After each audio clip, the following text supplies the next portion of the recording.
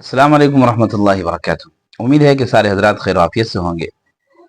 अल्लाह रब्बुल आलमीन हम सबको ईमान और सेहत की सलामती अता फरमाए। मैं हमेशा साथियों से कहता हूँ कि हमेशा ये दुआ ज़रूर करें, क्योंकि ये फितनों का दौर है। ईमान का सलामत हो जाना और बीमारियाँ अजीब अजीब बीमारियाँ हैं, और सेहत का सही सलामत हो जाना बहुत बड़ी गनीमत है। तो हमेशा ये दुआ करें अपने लिए, पूरी उम्मत के लिए, हुजूर सल्लल्लाहु अलैहि वसल्लम के एक एक उम्मती के लिए, मर्द हो मस्तूरात हो, सब के लिए दुआ करें कि अल्लाह पाक हम सबको ईमान और सेहत की सलामती अता फरमाए। बिना किसी देर के चलते हैं अपने मौजू की तरफ। ये कुछ सवाल है साथियों ने पूछे, इनके जवाब देने की कोशिश करेंगे। अगर आपके जहन में भी कोई सवाल है, आप कमेंट के जरिए पूछ सकते हैं, या स्क्रीन पर नंबर ज़ाहिर हो रहा है, ये आप इस पर रब्ता करके पूछ सकते हैं। व्हाट्सअप मैसेज कर सकते हैं, या हमारा व्हाट्सअप ग्रुप है, उसको ज्वाइन करके आप सवाल कर सकते हैं। इंशाल्लाह आपको मुदल्लिल और मुफस्सिल जवाब दिया जाएगा। तो चलते हैं बिना किसी देर के अपने सवाल की तरफ। अगर चैनल पर नए हैं तो सब्सक्राइब करना ना भूलें, और वीडियो अच्छी लगी तो लाइक कमेंट और शेयर ज़रूर करें। एक साथी ने भाई ने सवाल किया है कि मैं 4 रकात वाली नमाज पढ़ रहा था, तो भूल से 5वीं रकात के लिए खड़ा हो गया, और फिर मुझे समझ में ना आया, मैंने सलाम फेर कर नमाज दोबारा पढ़ ली। तो उस वक़्त मुझे क्या करना चाहिए था?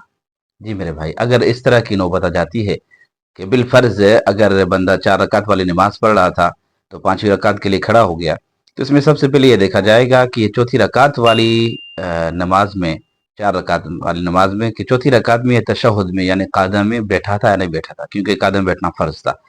अगर ये कायदे में बैठा था, फिर 5वीं रकात के लिए खड़ा हो गया भूल से, तो फिर अगर 5वीं रकात में इसको सजदा करने से पहले पहले अगर याद आ जाए, तो हुक्म यह है कि फिर ये बैठ जाए और सजदा सब अदा करके अपनी नमाज मुकम्मल कर ले। अगर 5वीं रकात का सजदा भी कर लिया है, तो फिर इसके साथ छठी रकात को मिलाएगा, और फिर आखिर में सजदा सब अदा करके नमाज को मुकम्मल करेगा। तो फिर ये 4 फर्ज और 2 नफिल हो जाएगी। अगर चौथी रकात के कायदे में बैठा ही नहीं, यानी इसे पाँव के बल फिर 5वीं के लिए खड़ा हो गया, तो कायदे में बैठना फर्ज था, ये फर्ज की तरफ लौट आएगा। अगर फर्ज नहीं अदा करेगा तो फिर इसका खराब हो जाएगा, फर्ज खराब हो जाएगा, फिर वो नफिल शुमार हो जाएगी, यानी कायदे में बैठना लाजमी है। एक और सवाल है, भाई ने पूछा है कि मुझसे नमाज में गलती हो गई, सजदा सहव करने लगा, तो उस वक़्त अतहियात के साथ दुरूद शरीफ और दुआ भी पढ़ ली, और फिर मैंने सजदा सहव अदा कर लिया, तो क्या ऐसा करना ठीक है? जी मेरे भाई, उमूमन ये होता है कि हम अक्सर ये राइजुल अमल है कि हम कहते सलाम सजदा सहव, अगर गलती हो जाती है सजदा सहव अदा करते हैं, तो पहले तशहुद पढ़ते हैं, और उसके बाद फिर सलाम फेरते हैं, और उसके बाद फिर तशहुद पढ़ते हैं, और फिर दुरूद शरीफ और दुआ पढ़ते हैं।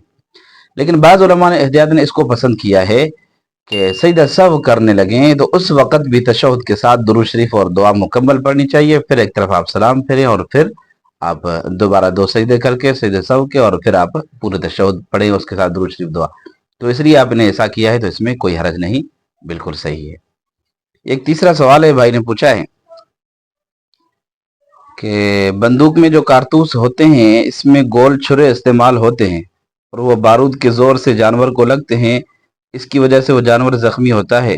तो अगर कारतूस के गोल छुरे लगने से शिकार ज़ख्मी हो जाए और ज़बह करना मुमकिन न हो, तो ऐसा शिकार हलाल कहलाएगा या नहीं? जी मेरे भाई, असल में एक बात शिकार के मुतालिक आप बात जहन में रखें कि शिकार, हर वो शिकार हलाल होता है जो धारीदार चीज़ से उसको ज़बह किया जाए।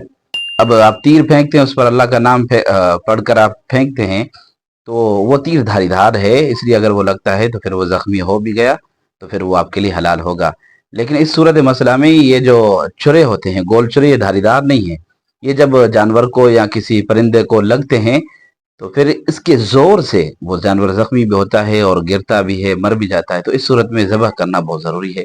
अगर ज़बह नहीं करते, यानी उसके ज़ोर से वो गिर गए, ज़ख्मी हो गए और मर गए, तो फिर ये आपके लिए हलाल नहीं होगा। अस्सलाम वालेकुम व रहमतुल्लाहि व बरकातहू।